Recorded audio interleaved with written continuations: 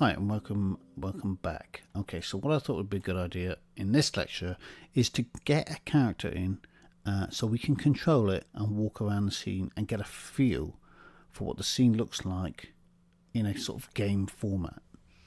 So what we're going to do is going to bring in the standard assets that Unity supply. So if you go to Asset Store, click on Free Only, and there it is right at the top. So standard assets, click on that, click on import,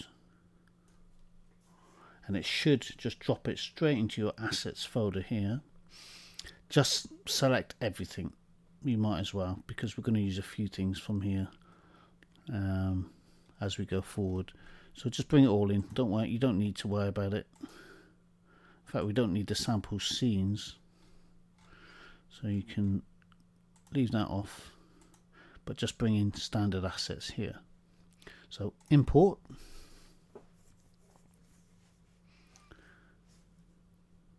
just wait for that to happen, and there it is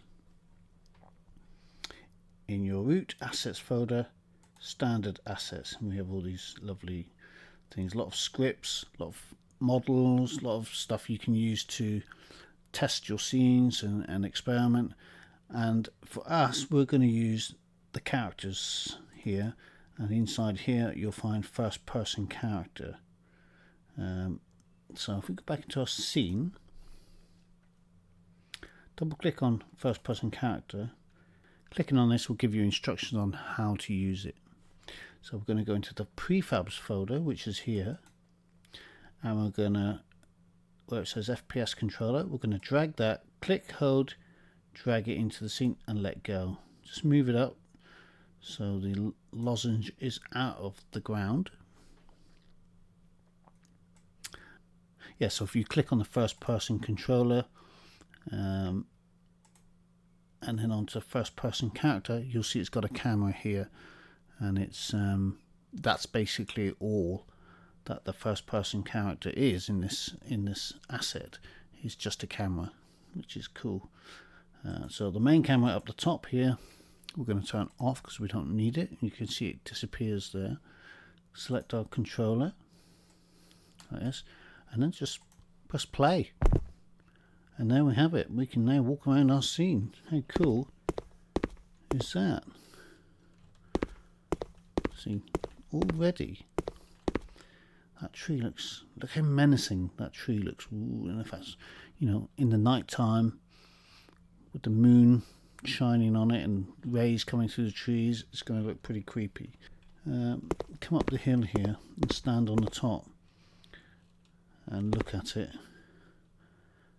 That looks cool. I like that. Yeah, you can come down here. See, it looks pretty big when you're in game mode, and even the barrel doesn't look bad. It looks quite cool. It's in the ground now, which we're going to have to fix that so it doesn't do that. But to be honest, there'll be a lot of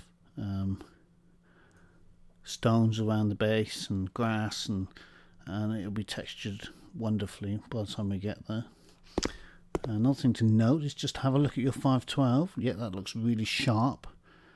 So that's good. That's exactly what you want, because that tells me that the choice of texture resolution is really cool. And one way to sort of gauge that is to, if you think of your screen as 1920 by 1024, that's 512 texture there. 512 by 512, that's 1024, so that's pixel for pixel screen res when I'm looking down at the floor, and that's absolutely perfect. Yeah,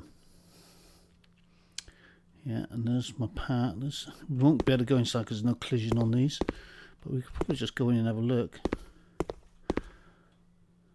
See, we've got to be careful of that.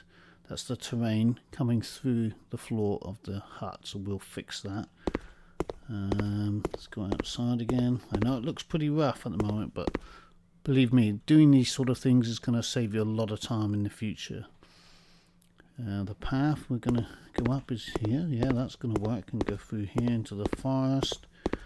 And actually you can see this level is pretty immense in terms of size, actually a lot bigger than what I thought it was going to be. And all we're doing is just working in a small corner of it, so you can see how much work goes into creating a level. Look at that, immense. We're going to change this skybox because that's the default one. So yeah, I'm pretty excited. You should be able to do this, and you can hear those. If you can hear that sound, that's the footsteps, and we'll get rid of those, I think. If we click stop, first person control, just click on audio source, tick that box off, press play again, gone. Because it's actually really annoying when you're sort of working, when it's in progress. You don't want to keep hearing those horrific footsteps. So there we go, that's in. And now as we place objects, we can actually come in and we can have a look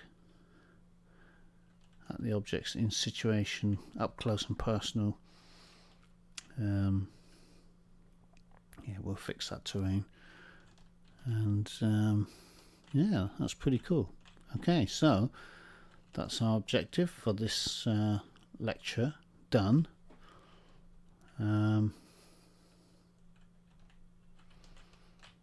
So let's carry on and block out the rest of the scene. I'll see you in the next lecture.